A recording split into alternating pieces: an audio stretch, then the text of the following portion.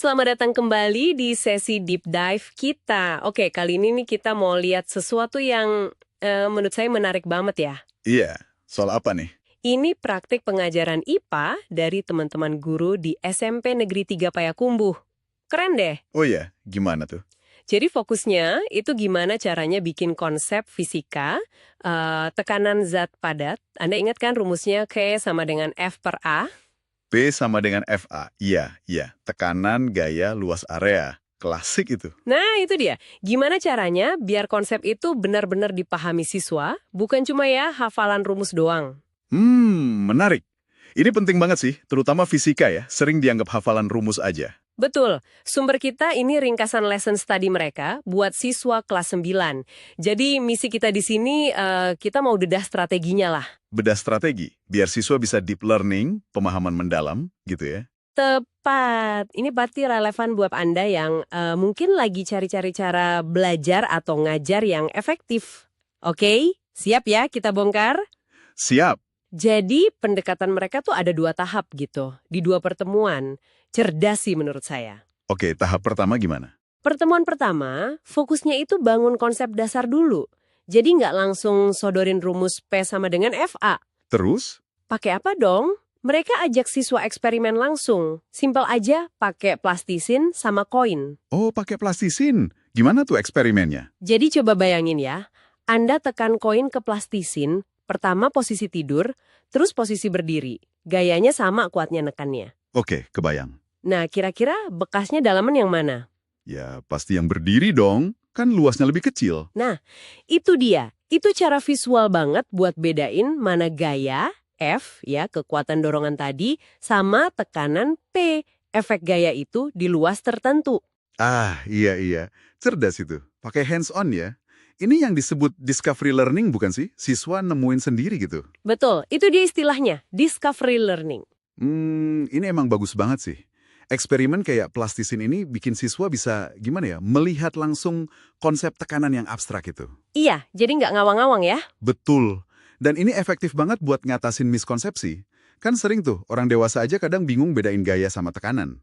Benar banget. Jadi, sebelum masuk ke hitung-hitungan rumus, konsepnya dibangun dulu secara intuitif. Fondasinya dikuatin dulu. Sip. Nah, itu pertemuan pertama. Konsepnya udah mulai kokoh nih ceritanya. Terus di pertemuan kedua, mereka ganti strategi. Ganti strategi, jadi apa? Nah, ini yang makin seru.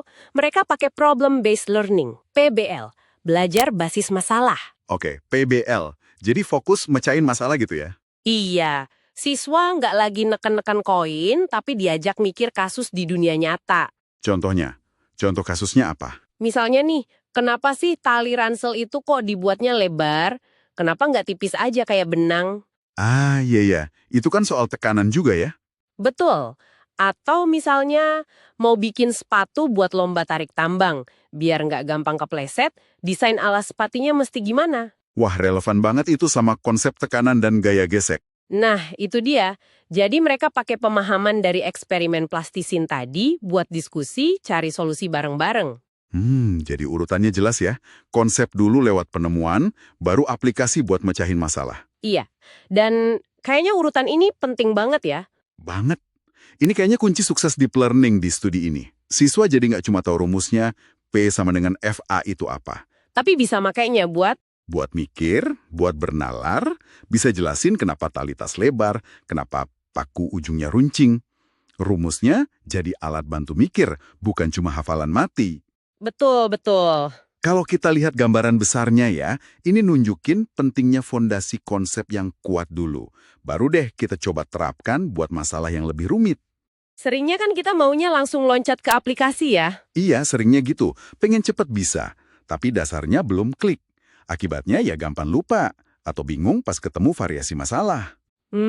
Masuk akal. Tapi namanya juga praktik di kelas ya, pasti ada tantangannya juga kan? Oh ya pasti ada. Di studi ini disebutin juga nggak? Ada.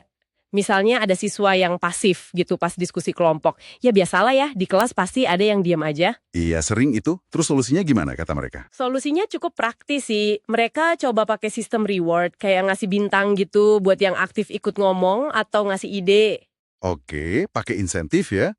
Terus ada lagi tantangan lain? Ada juga yang masih agak kaku gitu. Udah paham rumusnya, tapi pas disuruh nyambungin ke kasus nyata, kayak tali ransel tadi, masih bingung. Nah, itu juga umum terjadi.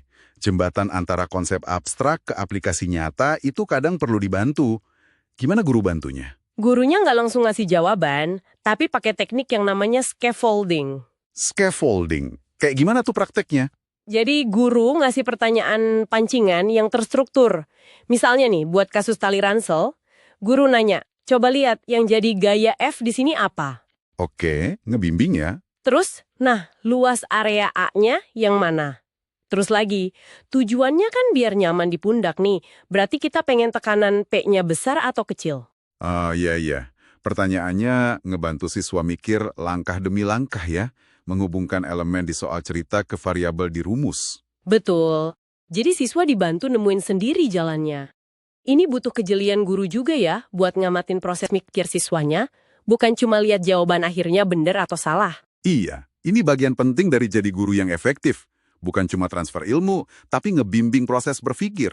Nah, terus dampaknya gimana nih dari semua proses ini buat guru dan siswanya? Di studi itu disebutin juga hasilnya. Iya. Buat guru, katanya ini jadi pembelajaran penting. Bahwa ngajar fisika itu yang nggak bisa berhenti di rumus aja. Harus sampai ke pemahaman konsep dan aplikasinya ya. Betul. Dan mereka juga jadi lebih terlatih ngamatin proses berpikir siswa, nggak cuma nilai akhir. Itu bagus banget buat pengembangan profesional guru.